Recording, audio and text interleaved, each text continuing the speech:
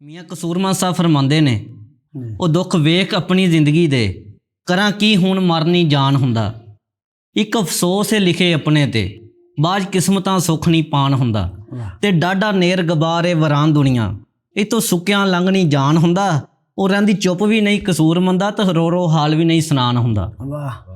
जी अस्सलाम वालेकुम दोस्तों, जिस शख्सियत को अज असी हाज़र होए हैं वो किसी तारफ की मुहताज तो नहीं और बड़ा मुश्किल नाल उन्हां कोलों उन्हां दे कीमती टाइम दे विचों असी थोड़ा जिहा टाइम उन्हां तों लिया है। शौक है शायरी, बड़ा नां सुनिया है सोशल मीडिया ते तुहाडी शायरी बड़ी मरूफ है। अमन साहब सानू सब तो पहले साडा सवाल तुहाडे नाल इह है कि तुसी दसो कि शायरी किस उम्र च तुसी शुरू की ते शायरी करन दी वजूहात की है?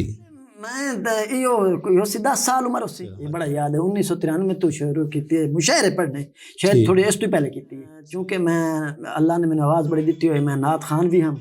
अम्मा बाद फाउज़ बिल्लाहि मिनश शैतानिर रजीम बिस्मिल्लाहिर रहमानिर रहीम। ਮੀਆਂ ਕਸੂਰਮਾ ਸਾਹਿਬ ਫਰਮਾਉਂਦੇ ਨੇ ਉਹ ਦੁੱਖ ਵੇਖ ਆਪਣੀ ਜ਼ਿੰਦਗੀ ਦੇ ਕਰਾਂ ਕੀ ਹੁਣ ਮਰਨੀ ਜਾਨ ਹੁੰਦਾ। ਇੱਕ ਅਫਸੋਸ ਹੈ ਲਿਖੇ ਆਪਣੇ ਤੇ ਬਾਜ ਕਿਸਮਤਾਂ ਸੁੱਖ ਨਹੀਂ ਪਾਣ ਹੁੰਦਾ। ਤੇ ਡਾਢਾ ਨੇਰ ਗਬਾਰੇ ਵਰਾਨ ਦੁਨੀਆ ਇਤੋਂ ਸੁੱਕਿਆਂ ਲੰਘਣੀ ਜਾਨ ਹੁੰਦਾ। ਉਹ ਰਹਿੰਦੀ ਚੁੱਪ ਵੀ ਨਹੀਂ ਕਸੂਰ ਮੰਦਾ ਤੇ ਰੋ ਰੋ ਹਾਲ ਵੀ ਨਹੀਂ ਸੁਨਾਨ ਹੁੰਦਾ। ਮੈਨੂੰ ਕਹਿੰਦੇ ਨੇ ਮੁਹੰਮਦ ਆਕਬ ਗੁੱਜਰ ਤੇ ਤੁਸੀਂ ਵੇਖ ਰਹੇ ਹੋ ਯਾਰਾਂ ਦੇ ਸ਼ੌਕ ਚੈਨਲ ਨੂੰ। ਵੈਲਕਮ ਟੂ ਯਾਰਾਂ ਦੇ ਸ਼ੌਕ। ਤੇ ਸਾਡੀ ਤਰਫੋਂ ਸਾਰੇ ਵੇਖਣ ਵਾਲਿਆਂ ਨੂੰ ਅਸਲਾਮ ਵਾਲੇਕਮ। ਅਸੀਂ ਉਮੀਦ ਕਰਦੇ ਹਾਂ ਤੁਸੀਂ ਸਾਰੇ ਠੀਕ ਠਾਕ ਹੋਵੋਗੇ ਤੇ ਸਾਡੀ ਵੀਡੀਓ ਜਿਹੜੀ ਹੈ ਤੁਹਾਨੂੰ ਪਸੰਦ ਆ ਰਹੀ ਹੋਵੇਗੀ। ਅੱਜ ਅਸੀਂ ਤੁਹਾਡੀ ਖਿਦਮਤ ਦੇ ਵਿੱਚ ਇੱਕ ਹੋਰ ਵੀਡੀਓ ਲੈ ਕੇ ਹਾਜ਼ਰ ਹੋਏ ਹਾਂ ਤੇ ਅਸੀਂ ਆਪਣੀ ਗੱਲਬਾਤ ਜਿਹੜੀ ਸ਼ੁਰੂ ਕਰਦੇ ਹਾਂ। जी अस्सलाम वालेकुम दोस्तों, जिस शख्सियत को अज असी हाज़र होए हैं वो किसी तारफ की मुहताज तो नहीं और बड़ा मुश्किल नाल उन्हां कोलों उन्हां दे कीमती टाइम दे विचों असी थोड़ा जिहा टाइम उन्हां तों लिया है ते असी उन्हां दे नाल गलबात करांगे। उन्हां दा जिहड़ा शौक है शायरी उस दे बारे कोई सवालो जवाब करांगे और सानू उम्मीद है कि साडा इंटरव्यू ਤੁਹਾਨੂੰ ਦੋਸਤਾਂ ਨੂੰ ਬਹੁਤ ਪਸੰਦ ਆਏਗਾ। ਤੇ ਅਸੀਂ ਗੱਲ ਕਰਨੇ ਆ ਜਨਾਬ ਮਾਰ ਸਾजिद अब्बास अमन साहब जी। अस्सलाम वालेकुम। वालेकुम अस्सलाम। मोहतरम साहब ਕੀ ਹਾਲ ਹੈ? अल्हम्दुलिल्लाह अल्लाह दे। ਸਭ ਤੋਂ ਪਹਿਲੇ ਤਾਂ ਤੁਹਾਡਾ ਬੜਾ ਸ਼ੁਕਰੀਆ ਕਿ ਤੁਸੀਂ ਆਪਣੇ ਕੀਮਤੀ ਵਕਤ ਵਿੱਚੋਂ ਸਾਨੂੰ ਟਾਈਮ ਦਿੱਤਾ ਹੈ। ਅਮਨ ਸਾਹਿਬ ਤੁਹਾਡਾ ਬੜਾ ਨਾਂ ਸੁਣਿਆ ਹੈ ਸੋਸ਼ਲ ਮੀਡੀਆ ਤੇ, ਤੁਹਾਡੀ ਸ਼ਾਇਰੀ ਬੜੀ ਮਰੂਫ ਹੈ। ਅਮਨ ਸਾਹਿਬ ਸਾਨੂੰ ਸਭ ਤੋਂ ਪਹਿਲੇ ਸਾਡਾ ਸਵਾਲ ਤੁਹਾਡੇ ਨਾਲ ਇਹ ਹੈ कि तुसी दसो कि शायरी किस उम्र च तुसी शुरू की ते शायरी करन दी वजूहात की है? तकरीबन जो अंदाज़ा है शायरी एक अरसा हो गया शायरी फ़िलहाल तो इस दौरान मैं मुशायरे छोड़ चुका हूँ।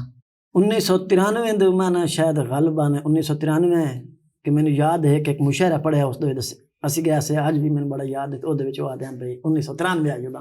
अच्छा, ये बड़ा याद है 1993 तो शुरू की थी मुशायरे पढ़ने, शायद थोड़ी इस तो पहले की थी। सही बाकायदा जो मुशायरे का होया साड़ा सिलसिला पहला मुशायरा ही मैं रफीकाबाद कौसराबाद दे तो पढ़िया है। अच्छा, ते वैसे मैं पहले स्कूल दे विच जेड़े होंदे आ ना फंक्शन बस मैं अदब दे जी उनदे विच मैं हिस्सा लैंदा हां क्योंकि मैं अल्लाह ने मैंने आवाज़ बड़ी दी हुई, मैं नात खान भी हम। फिर मैं किरायत बड़ी अच्छी करदा।